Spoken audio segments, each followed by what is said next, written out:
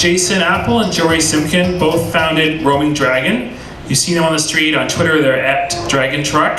They're one of the first ones, I kind of call them the first wave. So they're the first one that started it all on the street. They're very recognizable, but these guys work very, very hard. I mean, they're still on the city streets today after, 3 years? They also operate the Vidges Railway truck. So you've seen a few other trucks around there. They also help other food trucks happen and get onto the street. So I'm sure they'll talk about that. Let me welcome Jason Apple and Jory Simkin from Roaming Dragon. I'm Jason Apple, one of the founders of Gourmet Syndicate. We own and operate Roaming Dragon, and we're partners in Vidges Railway Express.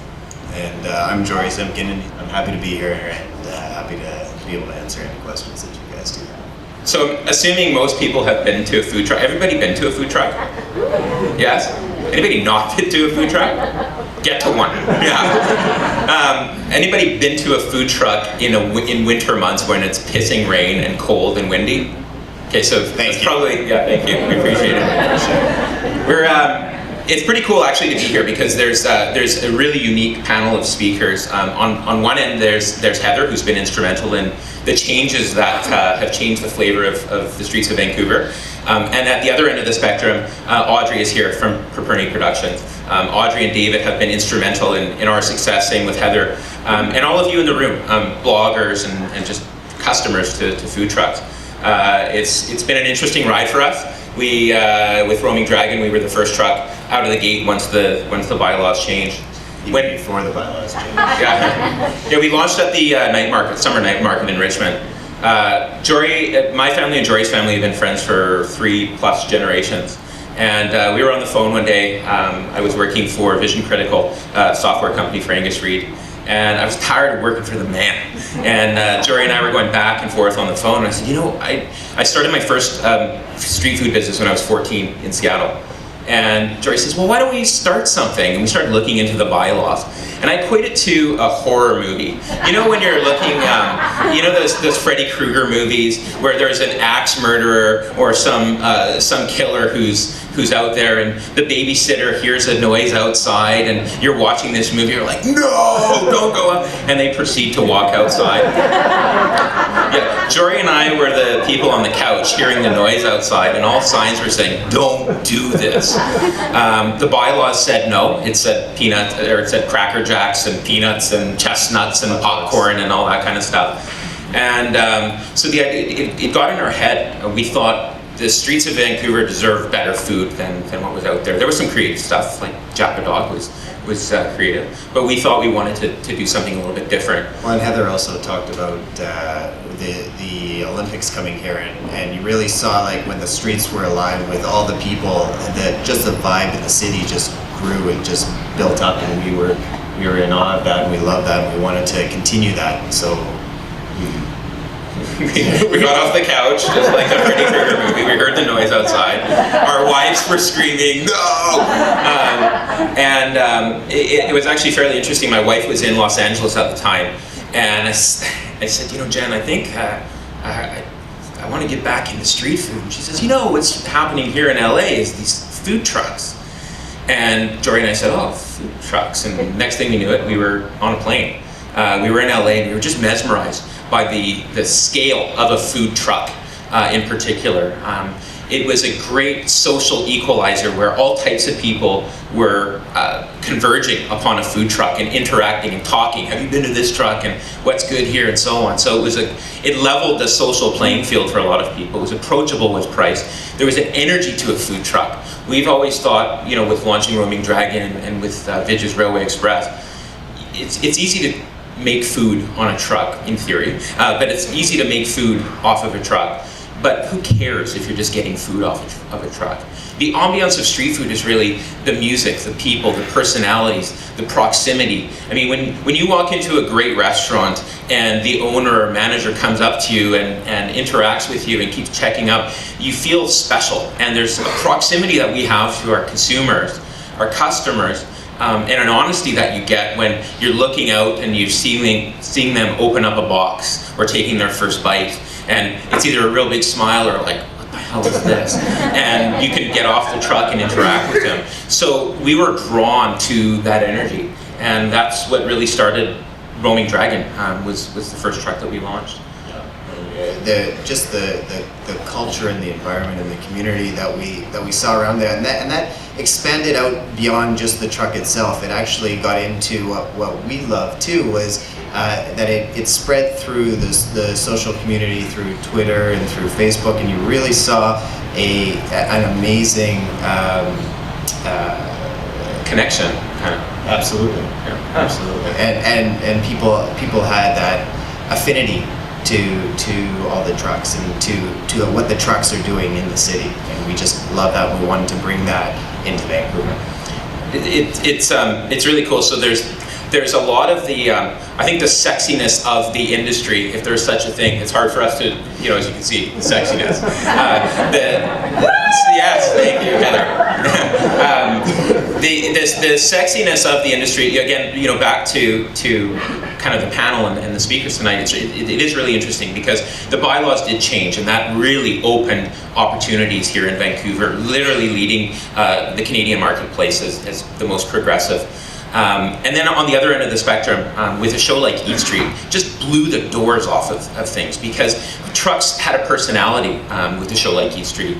There was personality and exposure, and I think creating a trust with people as well, because the city didn't have a culture of trusting to go out on a street corner and getting lunch.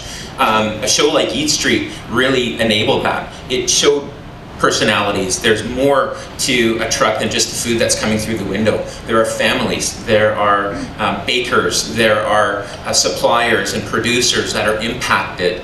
So with policy change gave us an opportunity with the promotion through Eat Street. It changed the Canadian marketplace. It really changed the way other cities are looking at the value of food trucks.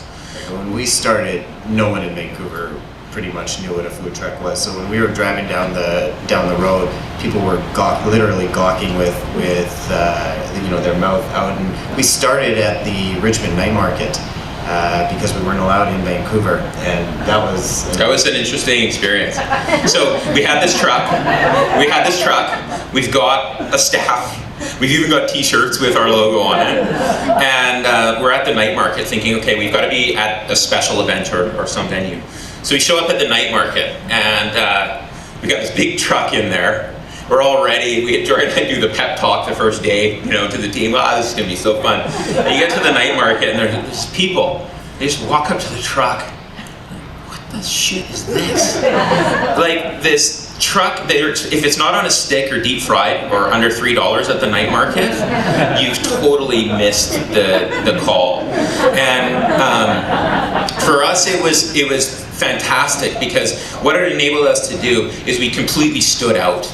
Right? You have these stalls there, and here's this 25-foot truck, and it gave us a platform where Globe and Mail and Maclean's and New York Times all of a sudden said, what's going on here? And that enabled us to stand out. One of the things I think maybe the other vendors will also touch on is, just because you have a truck out there in a spot on the street, that doesn't mean you have the masses, right? So there's so much more that we have to work at, because we don't have seats for your bum. We don't have a roof for your head. We don't have a booze to loosen you up. So the food truck business kind of, now we've got the two ends of the spectrum, policy and the sizzle of Eat Street, the reality of a food vendor. I equate it to when people say, I'm sure the other vendors will attest, once you get a food truck out there, everyone comes to your truck and says, I'm going to open a food truck because this looks really cool. And I gently, in my head, I put my hand on their shoulders, and then the more that comes out of their mouth, the more I just start just shaking, because it's fun and we love it, but man, is it a tough business. I mean, everything that you hear about restaurants, right? The success or the failure rate, however you look at that, is really challenging in the restaurant industry. But then again, when you think of your favorite restaurant and take them out of their natural environment with walls and seats and roofs and heat and booze, and throw them outside, all of a sudden the sensitivities of Vancouverites really come out. Like, I would love to go to that truck, but it's a little windy outside, and I'm going to go to the food court downstairs or just bring a lunch.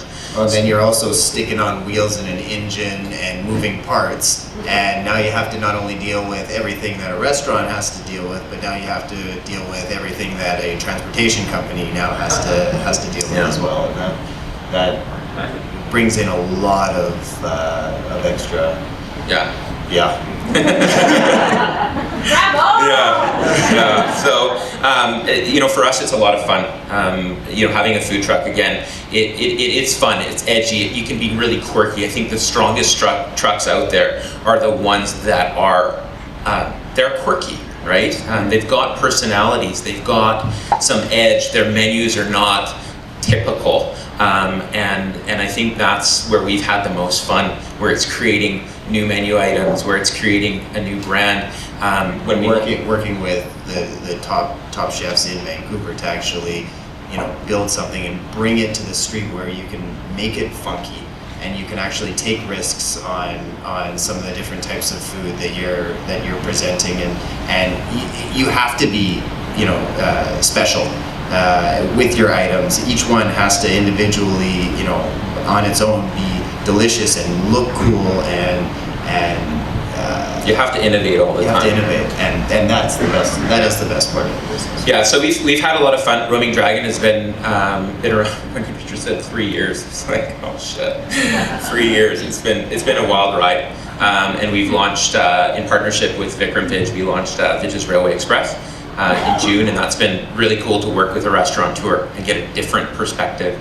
Because the one thing people think is you can take a restaurant and just put it on wheels and it is what it is. It's a totally different beast, just because of the elements and how they market and how they interact and so on. So for us, we've just learned so much over the last 3 years. But again, I think a lot of it has felt kind of community-like. Because of our interaction and involvement with the city on the policy side, because of our interaction and involvement on East Street, and the interaction that we've had with you guys has really made a difference. From guys like Sean, who have taken some killer photos that end up in the Eat Street book, or bloggers who come by the truck and say, hey, I really like this, but what you really should do with this is tweak the presentation. So we love that honesty and openness and instant feedback. Instant feedback. Sometimes your instant feedback really sucks. But that's a whole different topic. How we do? We're good? So I think that's a good place to wrap up. I think, there's questions and answers later, but thanks for giving us the opportunity. Thanks for keeping the dream alive. And thanks.